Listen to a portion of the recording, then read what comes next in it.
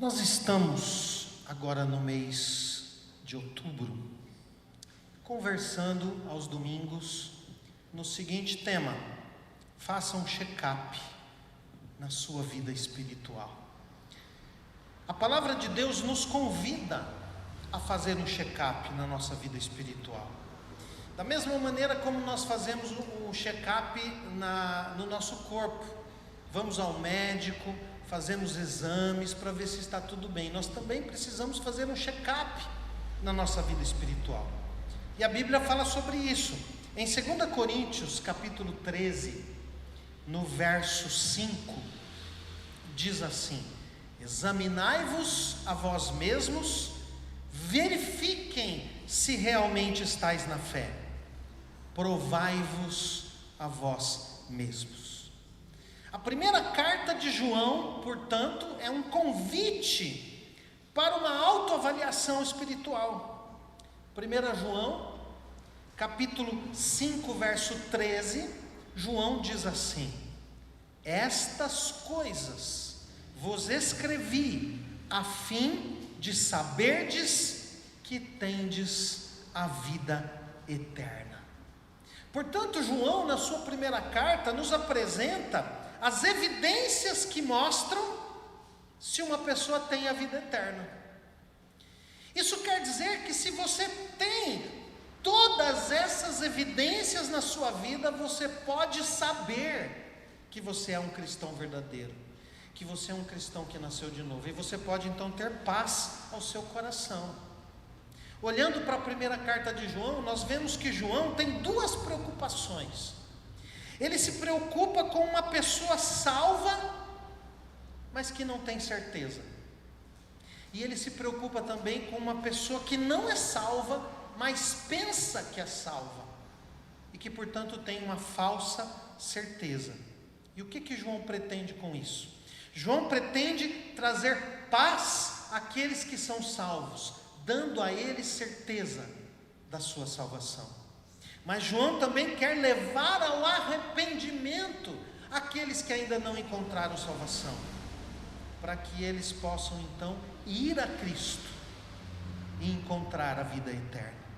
Então, nesta série, nós estamos vendo vários exames que João nos ensina para nós fazermos um check-up na nossa vida espiritual. E nós já vimos alguns desses exames nos nossos encontros passados. Por exemplo, nós vimos que o primeiro exame é o teste do amor a Deus. Um cristão convertido, um cristão nascido de novo, é alguém que ama a Deus, ama as coisas de Deus, ama o que Deus ama. Um segundo exame que nós vimos nesta série é o teste do amor pelos irmãos. Um cristão salvo é alguém que ama os irmãos, que quer estar com os irmãos, que tem um coração inclinado aos irmãos. Um terceiro exame que nós vimos na nossa série é o teste da fé.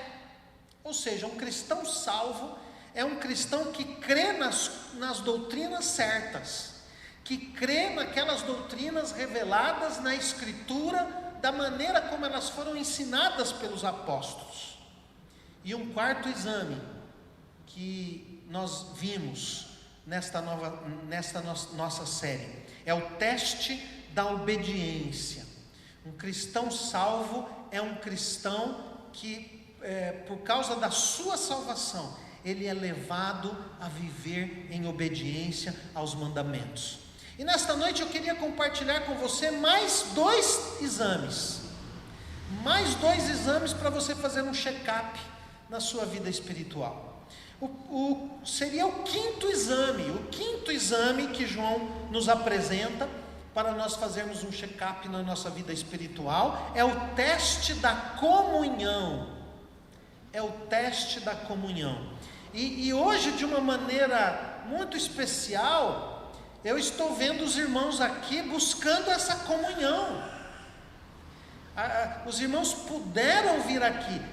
Alguns irmãos gostariam de estar aqui, mas não podem. mas vocês puderam e estão aqui. Então os irmãos estão dando um passo importante nesse check-up, estão passando nesse exame. Então a comunhão com Deus e a comunhão com os irmãos estão ligadas, assim como o amor a Deus e o amor aos irmãos. Quem ama a Deus, ama os irmãos. Quem tem comunhão com Deus, tem comunhão com os irmãos. O amor e a comunhão estão intimamente ligados. Então, você olha para 1 João, capítulo 1, verso 3. Olhe comigo. O texto diz assim: o que temos visto e ouvido, anunciamos também a vós outros, para que vós igualmente mantenhais comunhão conosco. Ora, a nossa comunhão é com o Pai e com seu Filho, Jesus Cristo. E no verso 6 e no verso 7, versos 6 e 7, diz assim: se dizemos que mantemos comunhão com Ele e andamos nas trevas, mentimos e não praticamos a verdade. Se porém andarmos na luz, como Ele está na luz, mantemos comunhão uns com os outros, e o sangue de Jesus, seu Filho, nos purifica de todo o pecado. A palavra comunhão que João usa aqui, ela é no grego a palavra koinonia. E koinonia significa relacionamento. Nos versículos 6 e 7, João diz que quem anda na luz tem comunhão. Quer dizer, o cristão salvo, que foi alcançado pelo Evangelho, que anda com Jesus, ele está na luz, ele tem comunhão com Deus e, como consequência, ele tem comunhão com os irmãos. Uma pessoa que consegue viver bem sem a igreja é uma pessoa que provavelmente não encontrou a sua salvação. Uma pessoa salva não consegue viver fora da igreja. Ainda que há momentos em que a gente tenha dificuldade, ainda que há momentos que a gente tenha algum desentendimento, ainda que haja momentos difíceis na vida da comunidade, mas o cristão salvo, ele não consegue viver longe da comunidade. Então, koinonia significa relacionamento espiritual, significa relação, participação conjunta, compromisso, primeiro com os irmãos, e aí a koinonia, ela é fraternidade, comunidade, mas também com Deus, intimidade com Deus, comunhão com Deus. Quem anda na luz tem comunhão, é o que João diz. Uma pessoa salva é uma pessoa atraída pelas coisas de Deus, atraída para as atividades espirituais, atraída para a comunhão com a igreja. O salvo, ele gosta de estar na presença de outros salvos. Quando uma pessoa é salva, a sua vontade é alterada, o seu coração é transformado. Por isso Jesus dizia que não se pode colher figos de espinheiros.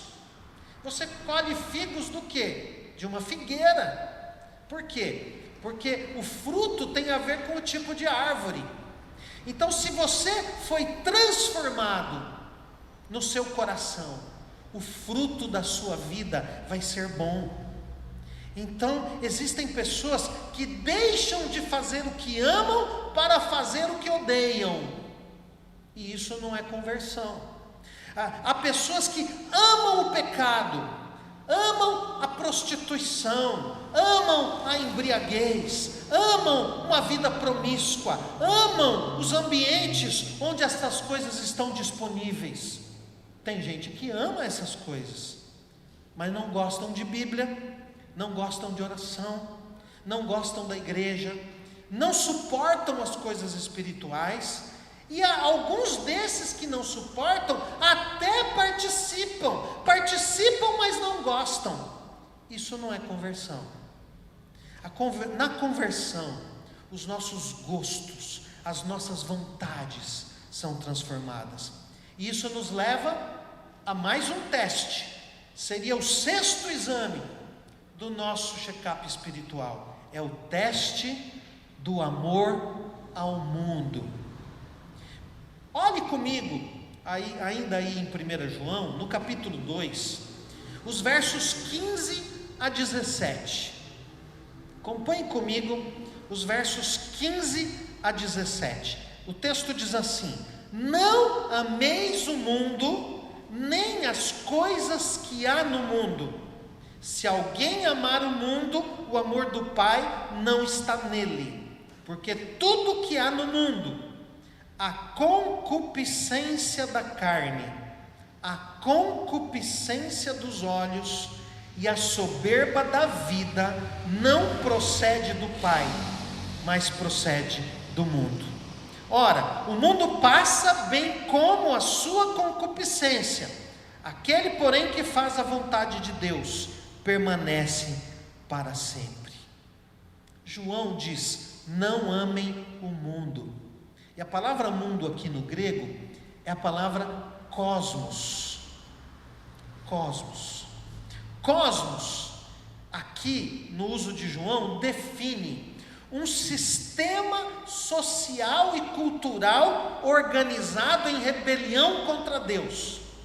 É um sistema controlado pelo maligno. Aliás, em 1 João 5,14, João vai dizer que o mundo jaz no maligno, que o mundo está no colo do maligno, que o mundo está depositado nas mãos do maligno.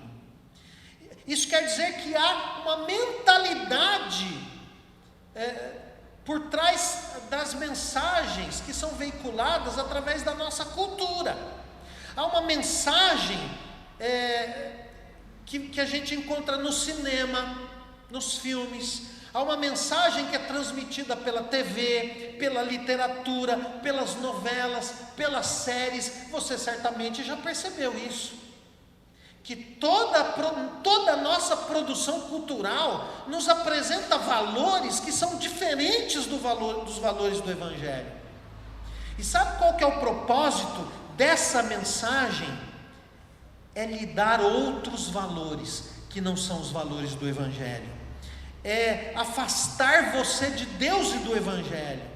O objetivo dessas mensagens é satisfazer os seus olhos, é satisfazer os desejos do seu corpo e da sua mente, é atrair você para um modo de vida que não agrada a Deus, mas que provavelmente vai agradar a você mesmo. Você já percebeu essas coisas? Você tem percebido essas coisas? Ou essas coisas ainda são estranhas para você? Ou será que você já foi convencido delas?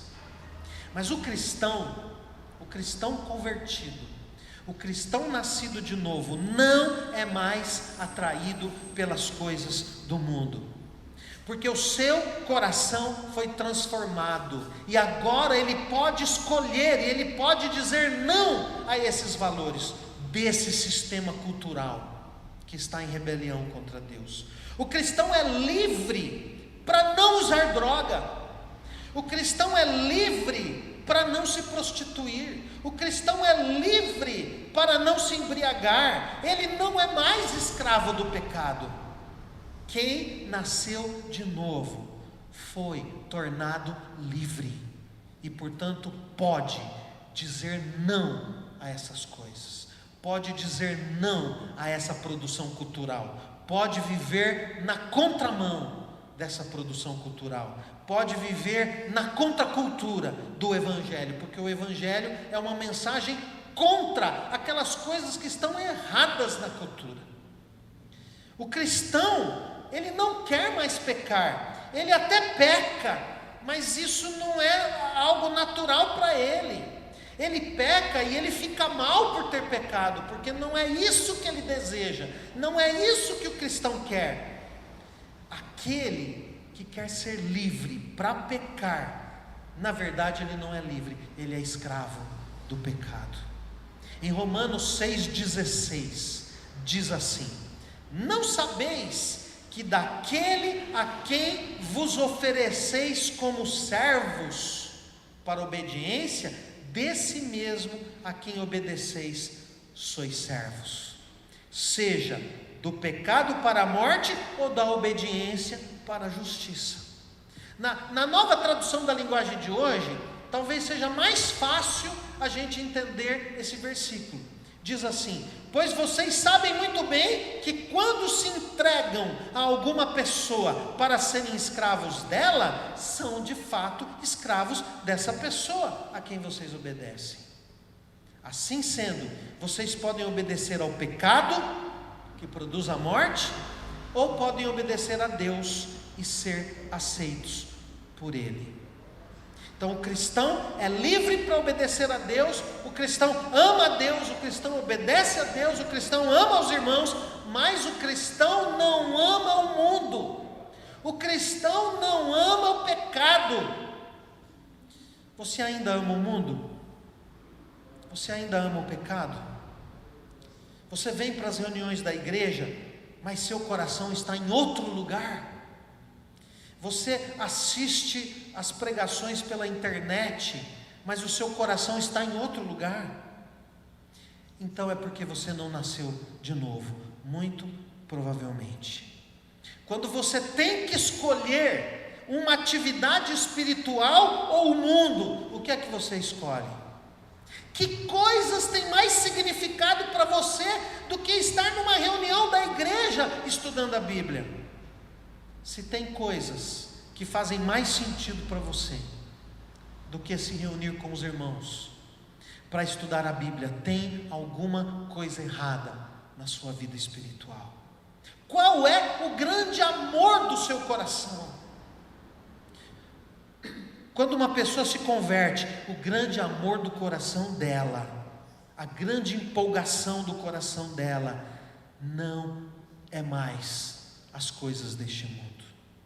Se as coisas de fora chamam mais atenção do seu coração que as coisas de dentro, alguma coisa está errada.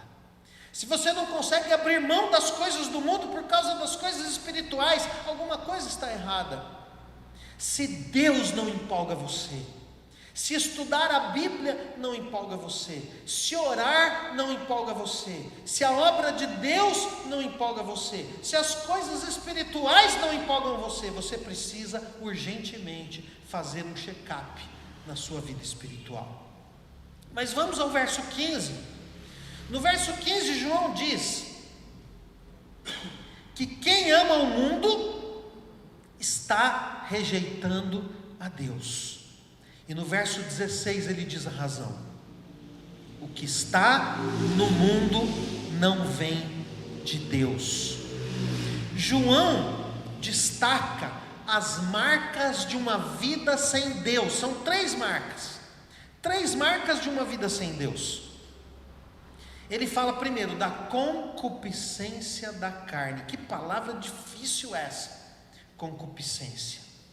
A linguagem de hoje expressa melhor. Ela diz: os maus desejos da natureza humana. Ou seja, as coisas que nos provocam desejos pecaminosos. A sedução pelo prazer, a sedução pela diversão, a sedução pelo entretenimento, de uma forma que não agrada a Deus, mas provoca os nossos desejos e sentimentos. É um estímulo às tentações que estão dentro de nós, que vêm de dentro de nós. A concupiscência da carne é um estímulo às tentações que brotam do nosso coração. Depois ele vai falar da concupiscência dos olhos, ou seja, a vontade de ter o que agrada aos olhos. Essa é a estratégia do maligno. Tentar fazer com que o pecado pareça belo e atrativo. É como se nós tivéssemos um frasco belíssimo, feito de cristal e ouro, mas dentro tem veneno mortal. São as tentações que vêm de fora, os apelos que vêm pelos nossos sentidos. Basílio de Cesareia, que foi um dos mestres da igreja do século IV, olha o que ele escreveu: não é possível tornar o inferno atraente, Então o diabo torna atraente o caminho que leva até lá. E a terceira característica de uma pessoa sem Deus, João fala aqui, a soberba da vida, o orgulho pelas coisas da vida. E o que é isso? Significa querer ter as coisas para despertar a admiração dos outros, é viver em função dos outros, ou o orgulho de possuir essas coisas, achar que o que você tem torna você melhor que os outros. Essa é a soberba da vida. E no verso 17, João vai dizer que o mundo passa com todas essas coisas.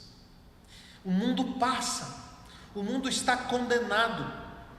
Esse mundo vai passar, mas aquele que anda com Deus, aquele que faz a vontade de Deus, aquele que diz não a essas atrações do mundo, essa pessoa vai viver para sempre. Então vale a pena abandonar as coisas que não agradam a Deus para fazer a vontade de Deus. Agostinho de Hipona, mais conhecido como Santo Agostinho. Agostinho foi um homem que, enquanto jovem, ele se dedicou a duas coisas principalmente. Na sua juventude ele se dedicou a uma carreira que era muito valorizada na sua época, a oratória. E ele estudou, ele investiu tempo na sua carreira, ele investiu muito na sua carreira, e ele se tornou um ótimo orador. Mas uma outra coisa que ele se dedicou foi a procura da verdade na filosofia. Então ele leu todos os filósofos, ele viveu atrás de uma busca, ele vivia uma busca, ele queria encontrar a verdade. E paralelamente a estas coisas, ele viveu uma vida completamente liberal e promíscua. A sua mãe orou décadas pela conversão dele. Mas quando Agostinho finalmente encontrou Cristo, ele escreve sobre a sua conversão. Ele narra a sua conversão de uma maneira poética e linda. Eu queria que você acompanhasse comigo, que você ouvisse algumas palavras, um trechinho das confissões de Agostinho. Ele disse assim: tarde eu te amei, tarde eu te amei, ó beleza tão antiga e tão nova, tarde demais eu te amei, eis que estavas dentro e eu fora, e fora te buscava, e lançava-me disforme e nada belo ante a beleza de tudo e de todos que criaste. Estavas comigo e eu não contigo.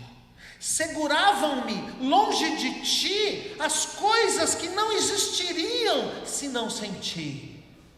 Chamaste, clamaste por mim e rompeste a minha surdez.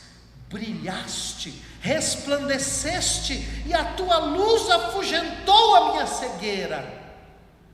Exalaste o teu perfume, e respirando-o, suspirei por ti.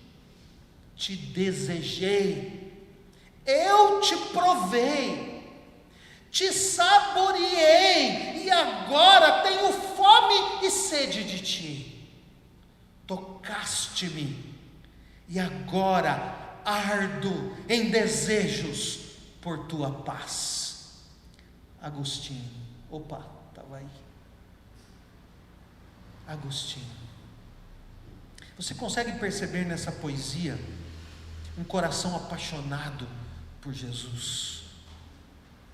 Você consegue perceber neste poema o derramar de um coração, de alguém que se rendeu a Cristo verdadeiramente e que teve a sua vida transformada.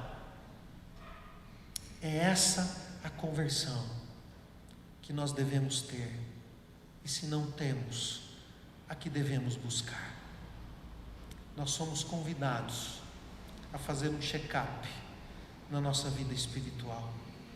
E eu quero convidar você a orar, a refletir como tem andado os seus caminhos com o Senhor.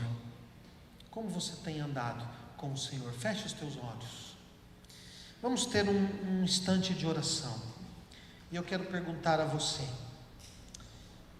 você tem amado o Senhor mais do que tudo na sua vida? Você tem amado os irmãos como resultado do seu amor a Deus? Você crê, aquilo que você crê é a sã doutrina revelada nas Escrituras? Você tem obedecido os mandamentos do Senhor? Você ama a comunhão? Você tem amado a comunhão dos irmãos? Você tem odiado o mundo? Você tem detestado aquelas coisas que não agradam a Deus e que são comuns na nossa cultura, mas que não são comuns na vida de um servo de Deus, na vida de um cristão verdadeiro? Senhor, em nome de Jesus, nós te pedimos perdão pelas vezes em que fomos reprovados nestes exames, mas nós queremos, Senhor, fazer esse check-up, e se preciso for, fazer um tratamento na nossa vida espiritual, para que tenhamos paz, para que vivendo uma vida que te agrada, nós tenhamos paz de estar todos os dias na tua presença, porque é o Senhor que queremos, é o Senhor que empolga o nosso coração, e as coisas que o Senhor ama são as coisas que nós queremos amar. Ó Deus, por favor, leva a conversão verdadeira àqueles que estão longe do Senhor, e dá paz ao coração daqueles que verdadeiramente se entregaram a Ti, como aconteceu com Agostinho. Nós oramos em nome de Jesus. Amém.